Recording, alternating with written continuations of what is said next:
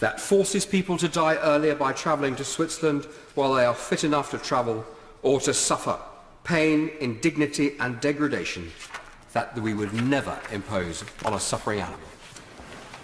Carolyn Harris. Thank you, Madam Deputy Speaker. I regularly visit Tolwyn. It's a fantastic hospice in my constituency, which is staffed by the most wonderful clinicians and volunteers. Tolwyn is a beautiful, peaceful haven, providing dignified, loving and intensive palliative care for patients as well as comfort for their loved ones. And I'm full of admiration for the work they do and the care that they give. But sometimes that may not be the choice of the person who has been diagnosed with a terminal illness. Imagine for just 1 minute being given that diagnosis. Imagine in time knowing each day that you will never feel this good again, and that eventually all your future holds is more discomfort, more fear and possibly a slow and painful death. Whilst I wholeheartedly believe that life is sacred, and I too have a faith, and it is my faith that gives me strength, but I also have a huge advocate for quality of life over quantity, and an individual's right to make their own choices. Now, I can't say 100% that if I was given that diagnosis, which path I would choose, but I know for a fact that I would want to be able to make that choice, and I would want the same for loved ones. I appreciate assisted dying as an emotive and contentious issue that splits the opinion in this House and across society as a whole. But when someone makes a decision to end their life with assistance, while they are still physically able to do so and of sound mind, they would do so with much research, thoroughly discussing it with the family and considering the consequences. As it stands, every 8 days a UK citizen travels to Switzerland to end their life.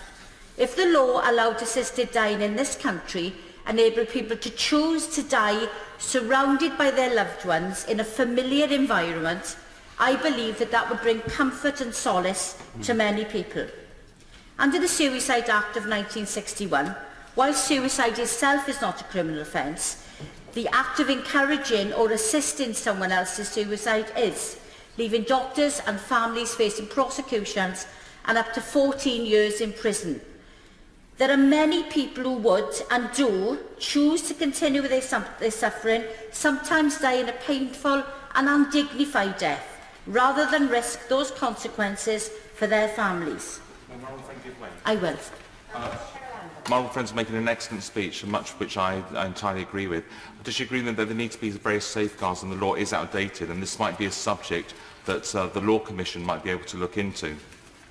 I would entirely agree with my honourable friend, and we have to make sure that the right safeguards are in place.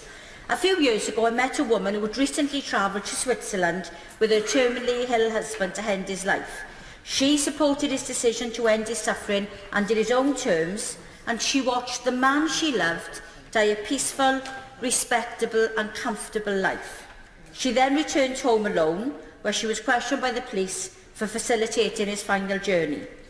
I watched this woman struggling to cope with the fear of prosecution on top of the grief that was already eating her away. Now, I understand the concerns surrounding assisted dying and the need to ensure that the decision is voluntary and one that has been expressed repeatedly over a period of time. And like most things, I still believe that people should be given a choice. Palliative care is wonderful and it's the right choice for some, but for others, assisted dying is their preference.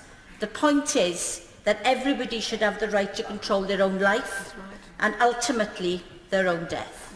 Thank you, Madam Deputy Speaker.